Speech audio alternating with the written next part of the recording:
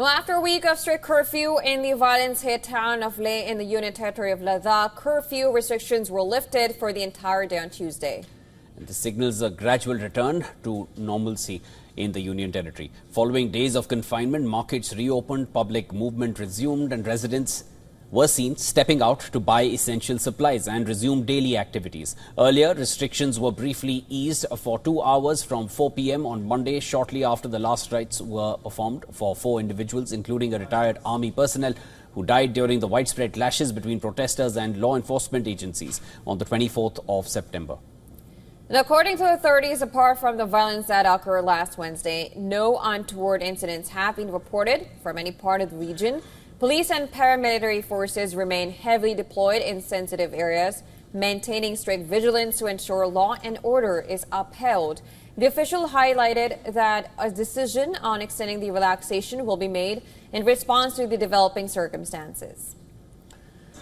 However, mobile internet services remain suspended as a precautionary measure to prevent the spread of misinformation and maintain law and order. Officials said that digital services would resume as soon as the situation on the ground is considered safe and stable.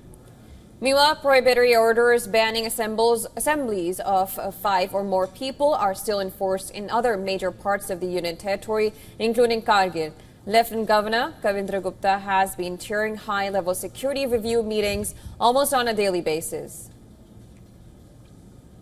The curfew was imposed in Leh on the evening of 24th September following violent protests during a shutdown called by a constituent of the Leh Apex body to advance talks with the centre on the demands for statehood and extension of the 6th schedule to Ladakh. More than 60 people, including 2 councillors, they were taken into custody following the incident, and these included climate activist Sonam Wangchuk, who was detained under the National Security Act NSA on September 26th and subsequently lodged at Jodhpur jail in Rajasthan.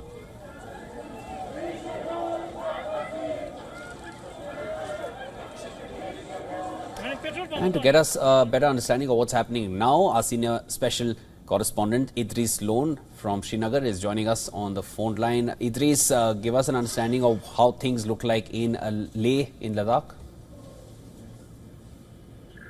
Well, Shivan, it looks like the situation is coming back to normal across Leh region as well as Kargil. The Lieutenant Governor of Ladakh, Kavindra Gupta, held a special security review meeting in which it was decided that on Tuesday the curfew would be relaxed from 10 to 2 p.m. After that, when the situation looked like very normal, it was extended till 5 p.m. And then the order came that on Wednesday, which is today, the curfew will be relaxed for the whole day. All the shopkeepers who sell essential items as well as commodities as well as hardware stalls have been asked to stay open during this period. Meanwhile, the Ministry of Home Affairs had already issued an order in which they said that the mobile internet services will be shut across Leh region till the 3rd of October. This also comes in view of seeing the situation on the ground, that there have been no protests, there have been no untoward incidents taking place all across Leh and Kargil. Although both the bodies, Leh Apex body as well as the Kargil Democratic Alliance, both of them have decided not to go ahead with the talks with the centre, which were scheduled for 30th of September and 6th of October. The Kargil Democratic Alliance yesterday gave out a statement saying till the time all the allegations that have been levelled against Sonam Wangchuk are not retracted, they will not go ahead with the talks. Meanwhile, the Leh Apex body just a day before that had announced that till the time situation across Ladakh region does not normalize, they will also not go ahead with the talks. So there seems to be a roadblock for the talks with the centre on the issues, especially the 4 issues that the people of Ladakh have been demanding, which includes statehood as well as reservations. Now we need to see what really happens in terms of talks, because there is a roadblock there between the government and the Apex body.